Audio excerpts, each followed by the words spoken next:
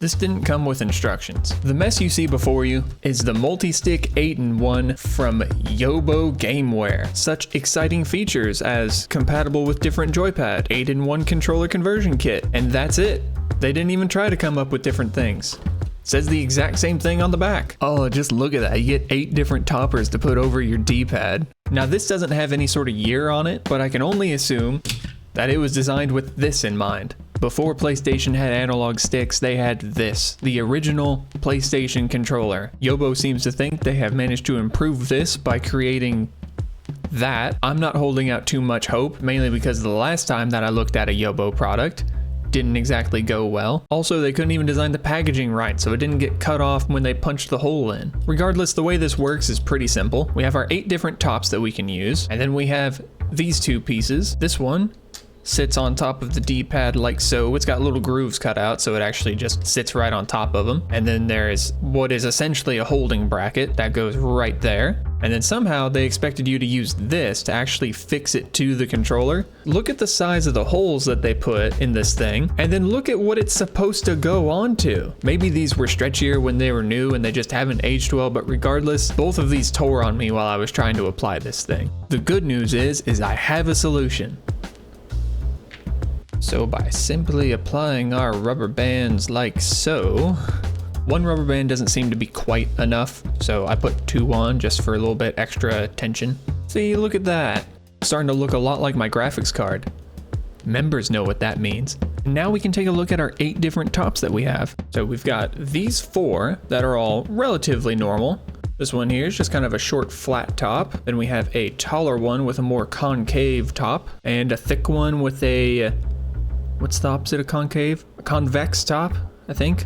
This one's my personal favorite. It's just another D-pad, so you can have a D-pad on top of your D-pad. And then we have 4 weird ones. This one I kind of understand, you know, it's meant to look like a little arcade stick. Similar thing with this one, just has kind of a flat top to it. Then we've got this kind of shovel-headed one. And finally we have a Lego hand. Now, initially I was the most excited about the shovel head, just because it looked like it might be the most comfortable, but problem with that, so these tips are keyed, so they can only go in 2 different ways. Way number 1, which doesn't really make any sense, and way number 2, which also doesn't make any sense at all. For now, I think we're just gonna start with the simplest one. It doesn't feel terrible. It doesn't exactly feel like I am pressing the D-pad though, so that's a little concerning. All right, well, let's test this out in a game. And there's only one game that I like to use when I'm evaluating a D-pad. Castlevania Symphony of the Night.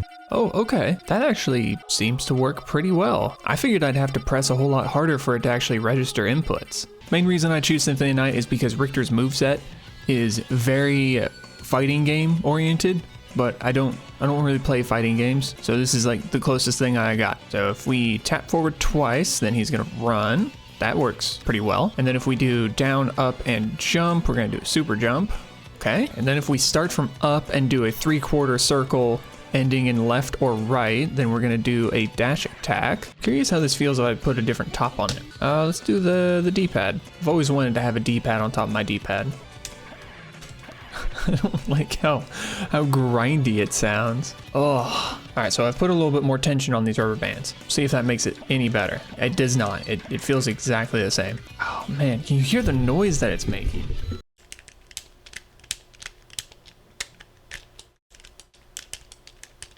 It doesn't feel or sound good in any way. What if we try the arcade stick and we go for a more arcade style experience?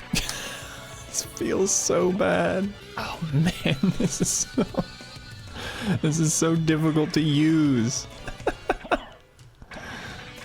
Oh, I got 2 in a row. I guess it's not really a fair comparison if I don't try just the D-pad without this monstrosity. Yeah, that's so much better. Yeah, I mean, the PlayStation 1 D-pad already isn't very good, but this doesn't make it better in any way. I wonder if it's any better without any of the top pieces on. Nope, it feels just as bad. Oh, I'm stupid. You can move the centerpiece. Oh, now it's at a position that actually makes sense.